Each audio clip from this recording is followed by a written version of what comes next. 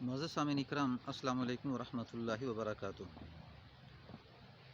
آج جس موضوع پہ بات کریں گے وہ ہے کہ کچھ عاملین یوٹیوب چینل پہ اجازت وظیفہ کی دیتے ہیں اور پھر کہتے ہیں کہ اس کی زکوٰۃ ادا کرنی ہے، اس نہیں، اور اس کے پھر وہ فضائل بیان کرتے ہیں، جی زکوٰۃ ادا کرو گے تو یہ ہوگا وہ ہوگا۔ تو اس بارے مکمل ویڈیو ہے جو آپ تک پہنچانی مقصود ہے کہ یہ سارے وظائف، ان کا طریقہ کیا ہے اور پھر ان میں کیا کیا کرنا ہے، اور شرعی علاج کا طریقہ قرآن حدیث میں کس طرح آ رہا ہے۔ اگر آپ چینل پر نئے ہیں تو ویڈیو شروع کرنے سے پہلے چینل کو سبسکرائب کر دیں، بیل آئیکن کے بٹن کو دبا دیں اور ویڈیو کو لائک اور شیئر بھی کر دیں ثواب کی نیت سے۔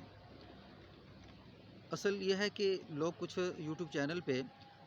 اس طرح باتیں کرتے ہیں کہ بھی تم کیا کرو کہ وظائف کی جو انسان اجازت لے لیتا ہے تو پھر وہ وظائف اس کے لیے کرامت بن جاتے ہیں۔ تو وظائف کی اجازت اس شخص کے لیے ہے کہ جو انسان بالکل لکھنا پڑھنا نہیں جانتا اور اسے سمجھ بوجھ نہیں ہے، قرآن کو غلط پڑھ سکتا ہے، اسی طرح وظیفے کو غلط پڑھ سکتا ہے، تو وہ اس آدمی کو سمجھا دے کہ یہ وظیفہ اس طرح پڑھنا ہے، وہ تو اجازت کے ساتھ ہو جائے گا۔ لیکن جو انسان پڑھا لکھا ہے، قرآن مجید پڑھنا جانتا ہے، قرآن پاک کے ترجمے کو بھی جانتا ہے، اسی طرح وہ دین سے واقفیت رکھتا ہے، تو قرآنی آیات کا پڑھنا یا حدیث کی کوئی بھی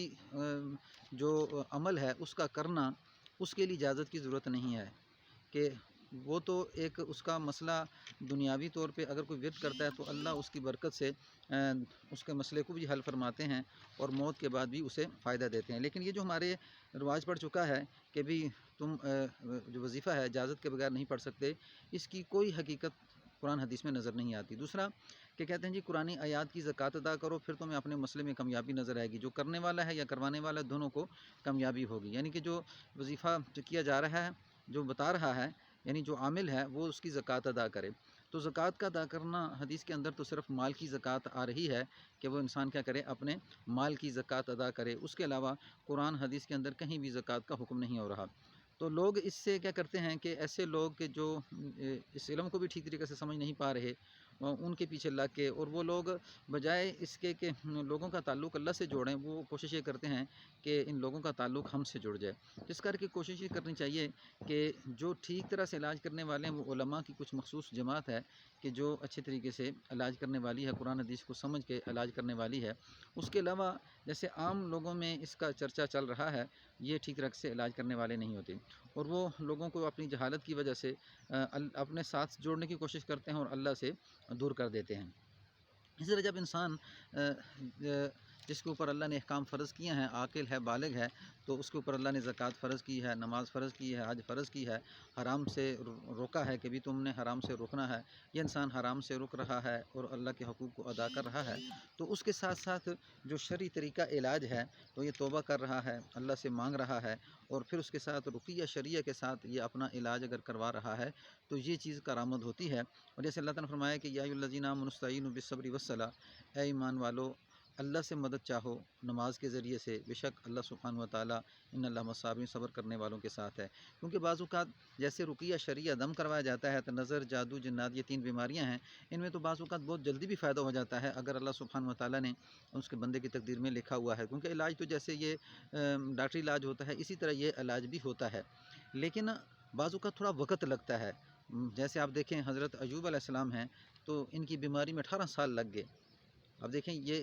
اللہ یہاں پہ صبر مانگ رہا تھا۔ اگر اللہ آپ سے صبر مانگ رہے ہیں اور اس بیماری میں، تو آپ کی ازمائش تھوڑی لمبی ہو جائے گی، لیکن آپ نے اسباب کے طور پہ جس طرح ڈاکٹری علاج ہے، اسی طرح قرآن حدیث کے اندر جو رقیہ شرعیہ کے ساتھ علاج ہوتا ہے، اللہ نے اس کو جائز قرار دیا ہے، اس کو آپ نے کرنا ہے۔ لیکن اس بیماری میں اگر بیماری لمبی ہو گئی ہے تو ناامیدی نہیں ہونی چاہیے، بلکہ اللہ سے تعلق اور مضبوط ہو اور پھر اس میں صبر کے ساتھ آگے جائے، کیونکہ اللہ آپ کو صبر میں آزمانا چاہتے ہیں۔ جب آپ صبر میں کامیاب ہو جائیں گے تو اِنَّا وَجَدْنَاهُ صَابِرًا، ایوب علیہ السلام صبر میں کامیاب ہوئے تو اللہ نے فرمایا ہم نے اس بندے کو بڑا صابر پایا، نعم العبد، بڑا ہی اچھا بندہ تھا، انہ اواب، یہ بہت زیادہ اللہ کی طرف آنے والا تھا۔ اس طرح آپ دیکھیں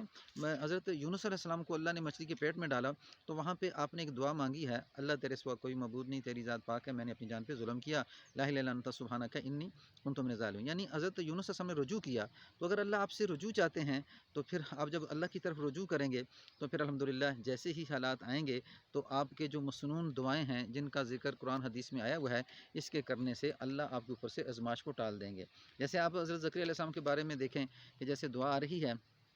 زکریا علیہ السلام 80 سال کی عمر غالباً ہو گئی، تو آپ دعا مانگتے ہیں، یا زکریا ربی لا تذرنی فردا وانت خیر الوارثین۔ زکریا علیہ السلام کو فرمایا کہ میرے رب مجھے تو لوارث نہ چھوڑ، وارث تو ہی ہے، ربی